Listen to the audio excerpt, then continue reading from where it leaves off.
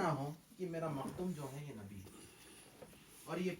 پیش نظر رکھیے کہ زید بن حارثہ کسی معمولی قابلیت کے آدمی نہیں تھے. مدینہ طیبہ میں جب رسول اللہ صلی اللہ علیہ وسلم کی حکومت قائم ہوئی تو بکثرت فوجی مہمات میں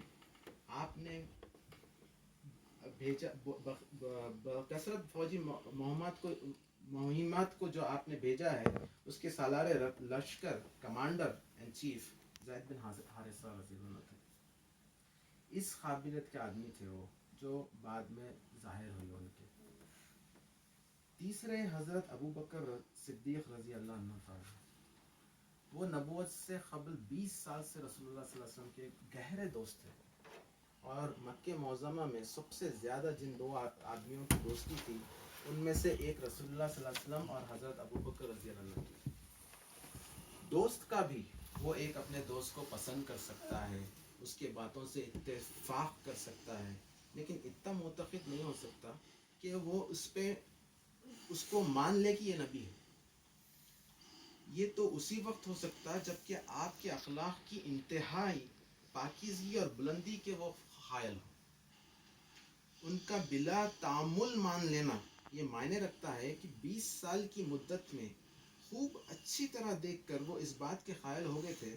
کہ یہ اتنے بلند پایا اخلاق کے آدمی ہیں کہ یہ نبی ہو سکتا ہے، اس کو نبی ہونا چاہیے.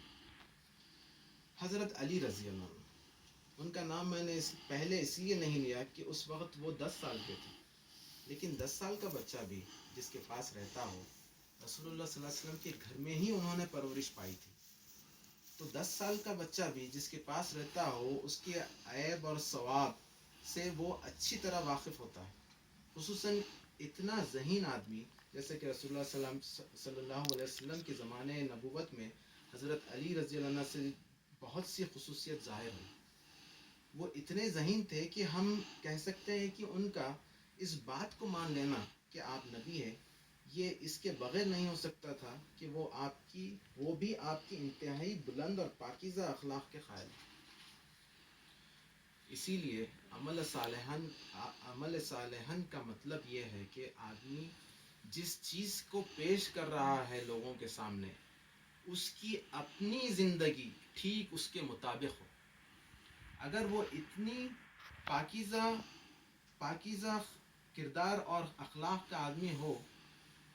کہ جب وہ اللہ کے راستے کی طرف بلانے اٹھے تو اس کے بعد میں وزن ہو، اس کے بعد میں اثر ہو، اور لوگ اس بات کو تسلیم کرے کہ یہ واقع اپنے قول میں سچا ہے، قطع نظر اس کے کہ لوگ مانے یا نہ مانے. لیکن یہ تو ان کو ماننا پڑے گا کہ یہ آدمی اپنے قول میں سچا ہے، جو کچھ کہہ رہا ہے وہ اس بنا پر کہہ رہا ہے کہ وہ اس کا قائل ہے.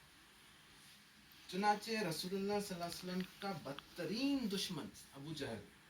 اس نے ایک مرتبہ خود رسول اللہ صلی اللہ علیہ وسلم سے کہا کہ اے محمد، ہم تم کو جھوٹا نہیں کہتے بلکہ جو پیغام تم لائے ہو اس کو جھوٹا کہتے ہیں. یعنی آپ کا بدترین دشمن بھی آپ کی صداقت کا قائل تھا. تو داعی کی دوسری بڑی خصوصیت یہ ہے. تیسری خصوصیت جیسے کہ میں نے بیان کیا کہ مکہ معظمہ کے اس ماحول میں کسی شخص کا اٹھ کر کہنا کہ میں مسلمان ہوں کوئی معمولی بات نہیں تھی. تو اللہ کی طرف دعوت دے، پاکیزہ عمل رکھنے والا ہو، اور بہترین دشمنوں کے ماحول کے درمیان بھی وہ اپنے مسلمان ہونے سے انکار نہ کرے، اپنے مسلمان ہونے کو چھپائے نہیں، اپنے مسلمان ہونے کا اقرار کرنے سے نہ شرمائے، نہ جھجکے، نہ ڈرے، بلکہ کھلا اٹھ کر کہے کہ ہاں میں مسلمان ہوں، جو کچھ جس کا جی چاہے کر لے. دوسرے الفاظ میں اس کے معنی یہ ہے کہ داعی میں تیسری بڑی اہم خصوصیت یہ ہونی چاہیے کہ وہ نہایتی جری آدمی ہو، نہایتی بہادر آدمی ہو. بزدل آدمی کا کام خدا کے راستے میں دعوت دینے کا نہیں. ذرا سی چوٹ لگے اور جو بلبلے کی طرف بیٹھ جائے، وہ آدمی خدا کے راستے کی طرف دعوت نہیں دے سکتا. خدا کے راستے کی طرف دعوت جو شخص دے سکتا ہے وہ ہے جو سخت دشمنی کے ماحول میں، مخالفت کے ماحول میں، خطرات کے ماحول میں اسلام کا علم لے کے اٹھ جائے اور کوئی پرواہ نہ کرے کہ اس کا نتاج کیا ہونے والا. رسول اللہ صلی اللہ علیہ وسلم کی اپنی ذات شجاعت اس کا مکمل نمونہ تھی۔ مکہ معظمہ میں کھلم کھلا آپ نے دعوت اسلام پیش کی، ان لوگوں کے درمیان پیش کی جو آپ کے خون کے پیاسے تھے، جنہوں نے کوئی کسر اٹھا نہ رکھی آپ کو ظلم کا نشانہ بنانے میں اور آپ کے ساتھیوں کو ظلم کا نشانہ بنانے میں، لیکن ایک لمحے کے لیے بھی آپ نے اپنی دعوت کو چھوڑنا قبول نہیں کیا، بلکہ مسلسل 13 سال تک اس ماحول میں آپ نے دعوت کو پیش کرتے چلے گئے، اور ہر قسم کی سختیاں مصیبتیں برداشت کرتے چلے گئے۔ مدینہ طیبہ پہنچنے کے بعد جو حالت پیش آئے بڑے بڑے خطرناک لڑائیوں میں،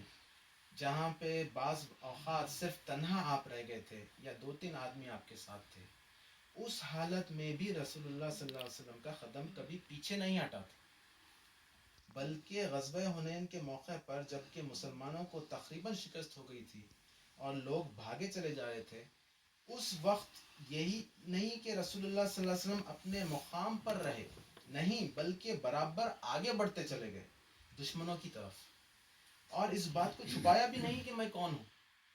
فرمایا کہ انا ابن عبد المطلب، میں نبی ہوں، جھوٹا نہیں ہوں، میں ابن عبد المطلب ہوں۔ یا دوسرے الفاظ میں آپ نے عین حالت جنگ میں، جبکہ آپ بالکل 2-3 آدمیوں کے ساتھ تنہا رہ گئے تھے، دشمنوں کے نلغے میں تھے، اس وقت بھی علل اعلان یہ کہا ہاں میں نبی ہوں۔ تو اتنا شجاع اور بہادر ہونا چاہیے اس شخص کو جو اللہ کے راستے میں دعوت دینے کے لیے کھڑا ہو۔ اگر کسی شخص کے اندر ہمت اور جرت اور بہادری موجود نہ ہو تو اس راستے میں کھڑا نہیں ہو سکتا، کھڑا ہوگا بھی تو اپنی بزدلی کی وجہ سے الٹا اس مشن کو نقصان پہنچائے گا۔ بس یہ چند مختصر باتیں تھے جو میں نے آپ کے سامنے بیان کی، اگر ان پر غور کی جائے تو یہ بجائے خود دعوت اللہ کے متعلق ہے، ایک مکمل پروگرام ہے، اور اس کے اوپر جہاں بھی دعوت کا کام کیا جائے یہ 3 خصوصیات آدمی کے اندر ہونی چاہیے۔ ہمیں اپنی اور اپنی اہل و عیال کی زندگی کا جائزہ لینا چاہیے اور یہ دیکھنا چاہیے کیا ہماری زندگی کا طرز عمل اور دین کی دعوت ہم اس آیت کے مطابق گزار رہے ہیں یا نہیں۔ وآخر دعوانا ان الحمدللہ رب العالمین۔